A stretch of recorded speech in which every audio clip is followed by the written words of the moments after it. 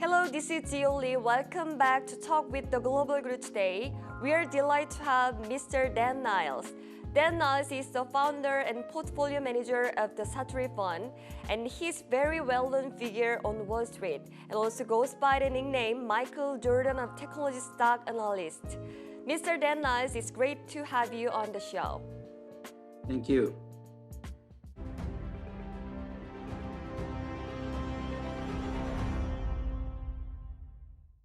How worried are you about a recession, and what do you think the odds are that we get on in the US?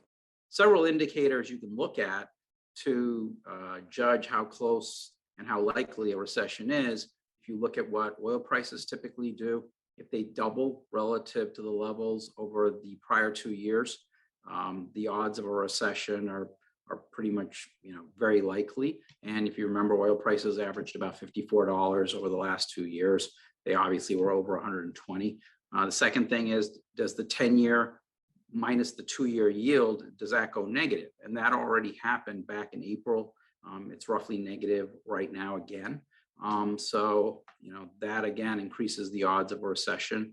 10 out of 13 times when the Fed has raised rates, you've ended up with a recession. Any of those indicators by themselves is pretty good at predicting a recession. You've had all of them really occur at this point in times. We could already be in a recession, quite honestly, because Q1 GDP was already negative. If you look at the Atlanta Fed forecast, it's for negative GDP in Q2. So if that turns out to be true, that means we're actually already in a recession. But our base case is sometime late this year, early next year, we do end up in a true recession. How do you view valuation today given how much the market has come down? Sure. I think if you look at valuations today, they're still very high. So the way I like to look at it for the United States, there's several different measures, but if you look at the market cap of the entire stock market divided by US GDP, today that's sitting at about 1.6 times. The average over the last 70 years is 0.8.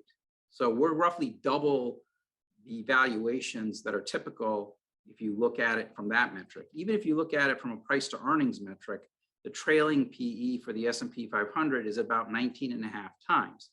When CPI is above 3%, it's 15 times. If the CPI is above 5%, the PE is normally 12 times. And obviously CPI in the US is up at about 6.6%. So even on a PE basis, you've still got valuations that are extremely high relative to their averages when inflation is this high. If there were any indicators of stock market bottom that you trust, what would it be? I think that the only thing you can really trust is when the Federal Reserve gets close to being done with raising rates, because they're going to have to try to kill off inflation. They waited too long to deal with inflation. Now they're very far behind. And so I think you need for them to get close to being done. The second thing is you need to have earnings estimates stop going lower, and we're just starting that process. At the end of the day, there's only two things that make up stock prices. There's earnings and the multiple you pay for them. And the multiple you pay for them is very dependent upon where inflation is at the time and what the Federal Reserve is doing at the time. Wall Street is predicting a rebound in the stock market at the end of this year. Do you think it is feasible?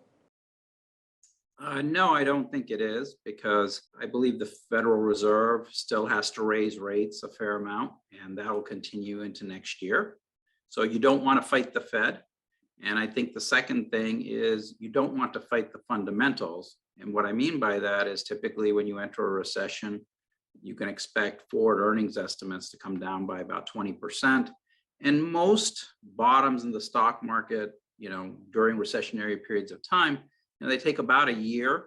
And in some cases, like with the tech bubble, it takes 2.5 years until you find what the true bottom is. So if you think about it and say, well, the stock prices peaked at the beginning of January, we probably still have a fair bit to go because it's only been 6 months since stock prices peaked.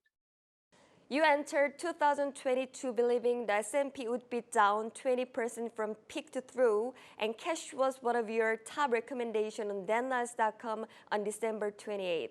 In May, you changed that to believing the S&P would be down 30 to 50% with a bottom in 2023. Korean individual investors love U.S. tech stocks such as Tesla and Apple.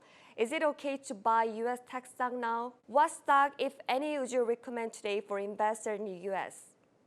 You think the United States stock market's going to be down 30 to 50%, it's going to be very hard for any big tech stocks to work.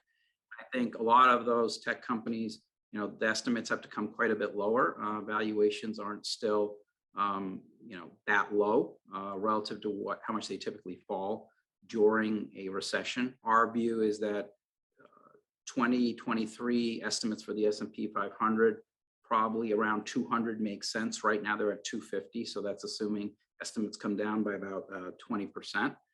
And then if you apply a 15 multiple to that, you end up with S&P at about 3,000 relative to where it is today. So still quite a bit more room for the market to move lower. And within that, I think tech stocks will go down as well.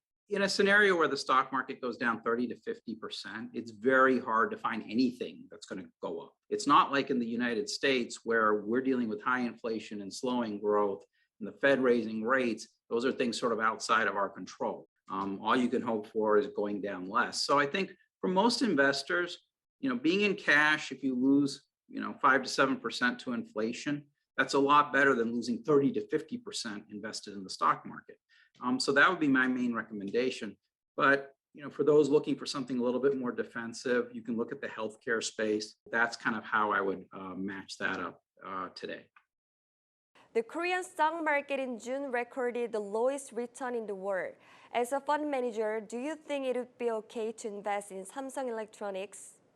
I think Samsung Electronics is obviously one of the premier semiconductor companies in the world, and obviously a great company. But if you are in a recession and that recession is more global in nature, semiconductor stocks are one of the most tied to the economy of any sector out there. And so it's going to be very tough for a semiconductor manufacturer like Samsung to perform well in that type of environment.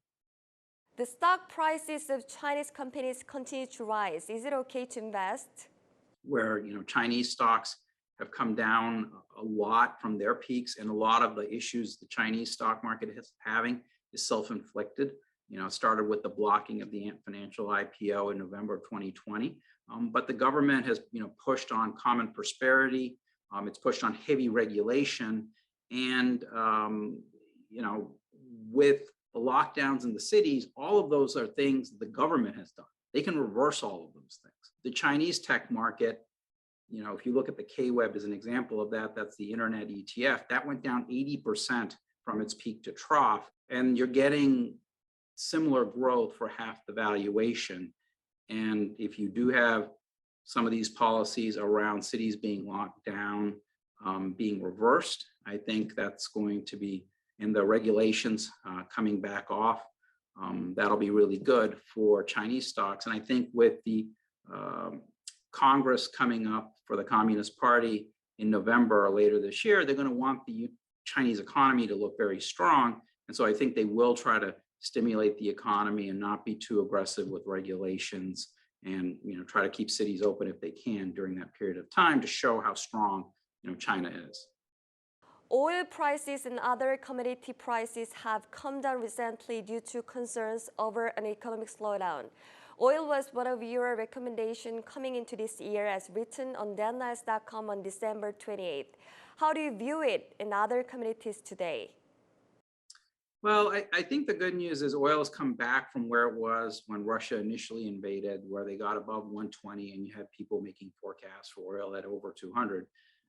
But from a longer term basis, oil is still structurally undersupplied, in the sense that over the last 10 years, you haven't had a lot of investment in oil capacity because everybody's trying to get to cleaner sources of energy.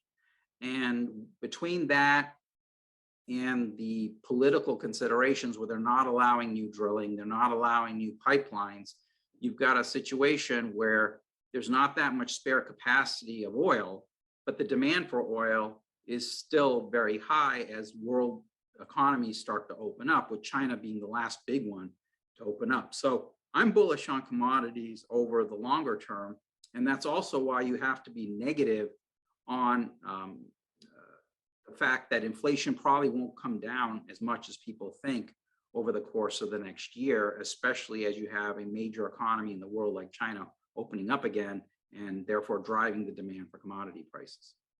Lastly, what advice would you give to individual investors in the current correction market? Sure, I think unless you can short stocks and you can trade around your positions aggressively, I think the best advice I can give is just stay in cash. Wait for the market to find its ultimate bottom sometime next year, and then invest, because you're better off, again, losing 5 to 7% to inflation than 30 to 50% in a stock market correction. If you can aggressively trade your positions, or you're okay being short stocks, I think you can, be short stocks until the Fed stops raising rates and the economy looks like it's bottomed out. But I think most investors aren't comfortable doing that. And also you have to be willing to also cover to avoid the bear market rallies that you inevitably get during these big drops in the market. So being short is pretty dangerous for the normal individual investor. So I think cash, for the most people, that's probably the best choice right now.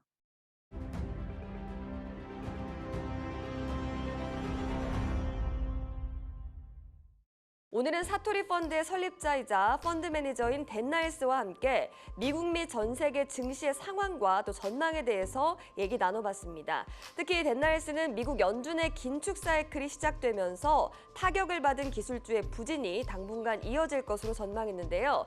개인 투자자들도 방어적인 투자 전략을 고심해 봐야겠습니다. 글로벌 그루에게 듣는다, 여기까지입니다. 시청해주신 여러분 고맙습니다.